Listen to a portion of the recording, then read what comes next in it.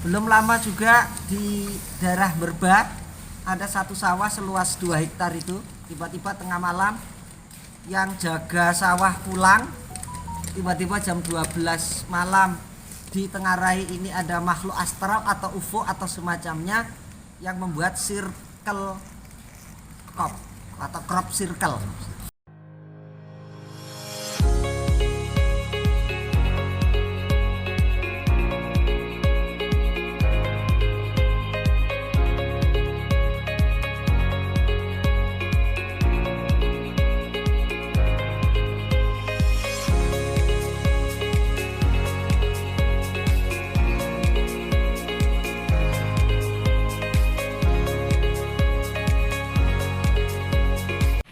Saya kira kita mulai kuliah Kelatak malam ini dan kita awali dengan satu kali tepuk pramuka. Tepuk pramuka. Ya, pembicara pertama kita tentang area 36, kuantum, kemudian black hole dan lain-lain. Ini menarik karena Mas Eko Budi Santoso ini ternyata lama juga mempelajari tentang termasuk bagaimana finding God. Bagaimana kita caranya bertemu Tuhan atau menemukan Tuhan lewat, kalau di sini teori-teorinya itu ditarik dari hukum-hukum fisika kuantum, semacam double sledge parason, kemudian ada 7 level brain, lapis-lapis dunia dan seterusnya. Nanti mungkin beliau akan cerita yang paling menarik dari buku ini dan pengalaman selama bergaul dengan orang-orang yang melakukan proses pencarian ke dunia yang kita belum masuk dan kita masih di luar nih. Nah, mungkin teman-teman Om Eko dan yang lain ini pernah masuk, barangkali bisa bercerita tentang itu. Apalagi gini ya, di Jogja kemarin tuh ada beberapa kejadian yang sangat gak masuk akal tapi fenomenal jadi perbincangan. Ada misalnya tukang ojek membawa seorang penumpang sebelum azan subuh melewati sebuah jembatan. Begitu azan subuh, penumpangnya minta berhenti. Perasaannya di depan ruko, begitu penumpangnya turun, ternyata ini nyantol di pohon bambu. Lucunya, ketika pengendara driver ojek ini ditolong, sepeda motor di pohon bambu di belakang Stadion Maguwarjo ini, nangkring di atas, menyala dari jam 7 pagi sampai jam 11 siang baru bisa diturunkan dan baru bisa mati baru dari nyala mesinnya. Gak ada yang ngegas, gak ada yang apa, tapi itu stasioner selama hampir 5 jam menyala terus. Belum lama juga di daerah Merbah ada satu sawah seluas 2 hektar itu, tiba-tiba tengah malam yang jaga sawah pulang, tiba-tiba jam 12 malam ditengarai ini ada makhluk astral atau UFO atau semacamnya yang membuat circle crop atau crop circle. Itu dibikin sangat indah dan tidak ada keputusan penelitian. Begitu subuh itu sudah geger masyarakat Jogja, beritanya kemana-mana, tetapi tidak ada yang bisa menyimpulkan apakah ini benar UFO ataukah ada mahasiswa iseng atau siapa yang bikin. Kenapa bisa sebagus itu, tidak merusak. Kalau UFO kenapa kok tidak rusak, itu apa, kabel-kabel listrik di sekelilingnya. Kalau manusia kok tidak ada jejak satupun. Ini sangat menarik sebetulnya. Ada perbedaan pendapat antara ilmuwan dari UGM dengan ilmuwan dari Undip. Kalau tokoh dari Undip ini bilang ini pasti bukan manusia. Karena apa? Di batang padi yang 2 hektar rubuh dengan gambar yang sangat menarik. Jadi teman-teman bisa cek di Google itu dengan circle crop Merbah Sleman. Itu kandungan nikelnya tiba-tiba naik menjadi 5%. Padahal padi itu batangnya rata-rata di bawah 1%. Sehingga dia menisbikan ini pasti tidak mungkin manusia yang bikin.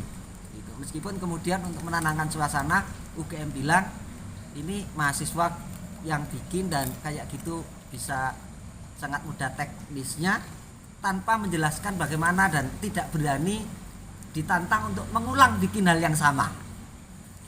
Kalau memang itu mahasiswa yang bikin. ada cerita kayak gitu. Kemudian di sepanjang Pantura itu Om Eko ada hampir tiap tahun ada bis yang tiba-tiba dalam hitungan 5 detik pindah ke tengah hutan Blora. Itu bisa dicek semua di Google, beritanya ada truk gandeng, ada bis pala kencana, ada mobil pribadi dan macam-macam. Dan untuk mengeluarkan bis-bis itu keluar dari hutan itu perlu ditebang dulu pohon-pohon besarnya agar bisa jalan keluar ke jalan raya. Nah, ini pengantar dari saya, pengantar cerita-cerita lain yang mungkin narasumber nanti akan memperkaya itu.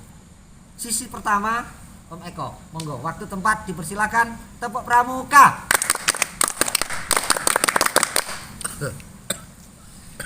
Assalamualaikum warahmatullahi wabarakatuh. Waalaikumsalam.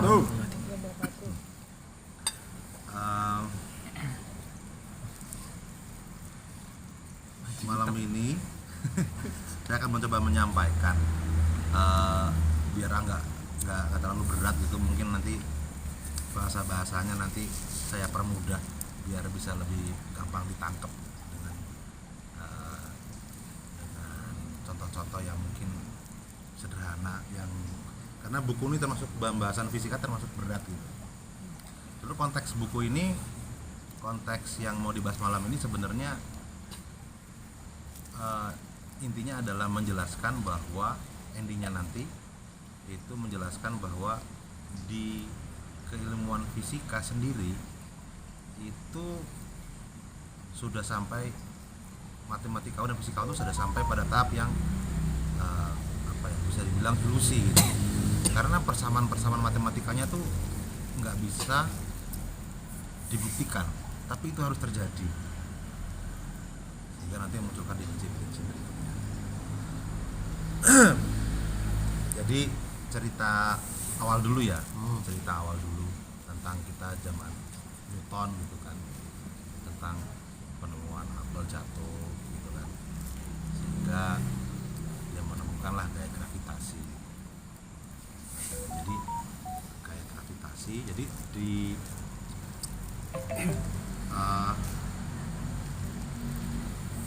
ada 4 gaya yang membentuk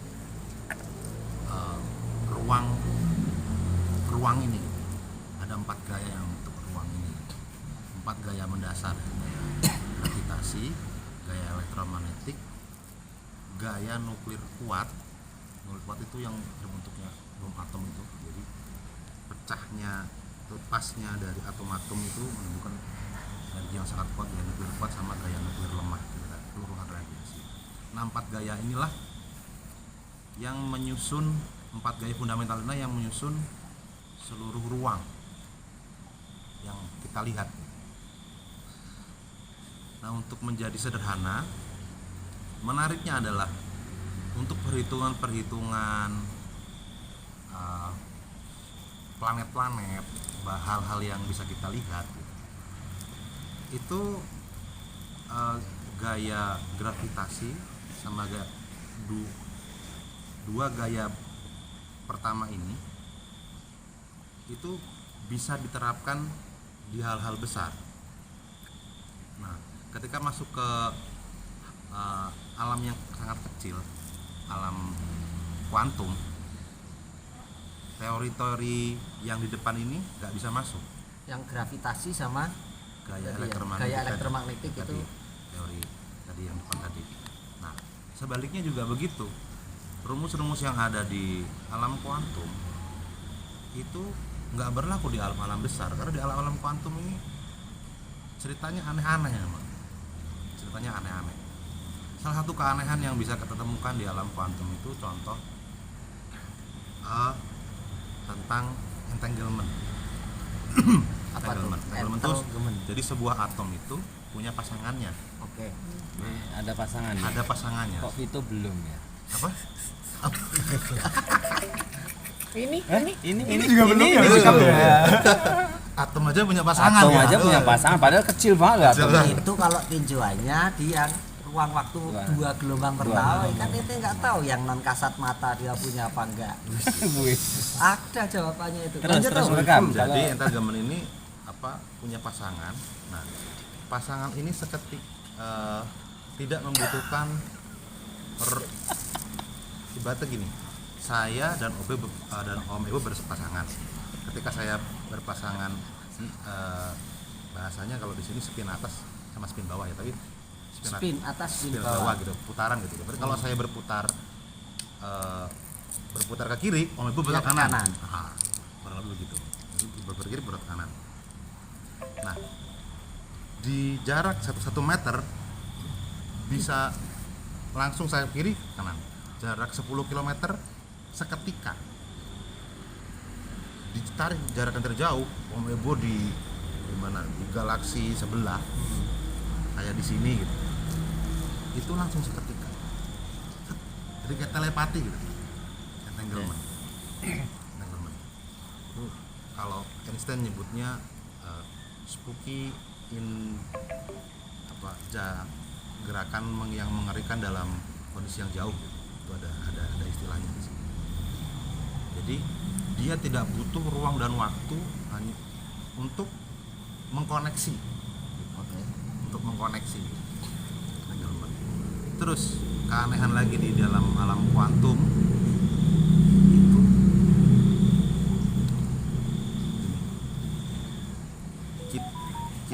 di alam kuantum itu kan kita besar ya. Terus pakai mikroskop yang lebih kecil kita diperkecil gitu kan. Zoom. Ternyata di alam kuantum itu nggak ada kepastian.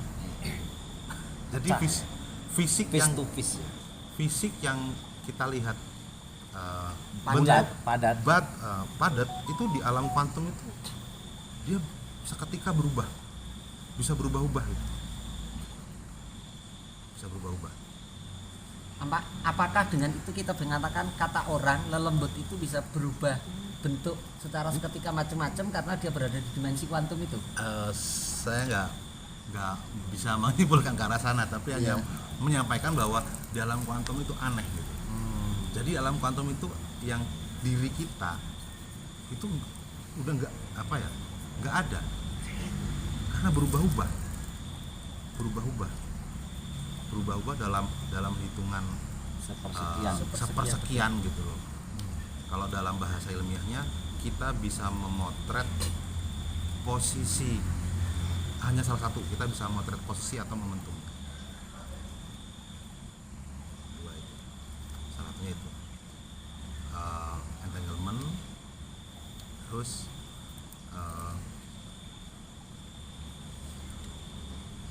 posisi yang tidak bisa dilacak, yang tidak bisa ditentukan. Nah, dalam perjalanan balik ke saya sengaja nggak menyebutkan ini teori siapa ya, karena nanti malah membuat menjadi rumit gitu. Karena pelengkapnya ada dalam jurnal-jurnal ataupun ada referensinya ada. Nah, dalam ilmu fisika itu ini menjadi tantangan besar ini. Bahkan sepeninggalnya Einstein itu dia masih merumuskan gini, ini kok ada teori, dia memimpikan suatu theory of everything, teori yang harusnya kan satu, karena bahan dasar alam semesta ini kan sama, jadi seharusnya bisa dijelaskan oleh satu rumus. Tapi dalam prakteknya itu tadi ada dua kubu tadi, yang dalam benda-benda besar itu berlaku teori fisika klasik, di dalam benda yang di alam kuantum yang kecil-kecil yang kelompok atom tadi itu berlaku hukum mekanika kuantum. Nah, mekanika kuantum diterapkan di benda besar nggak bisa. Sama halnya, yang benda besar terapkan kok nggak bisa. Nah ini bisa gitu.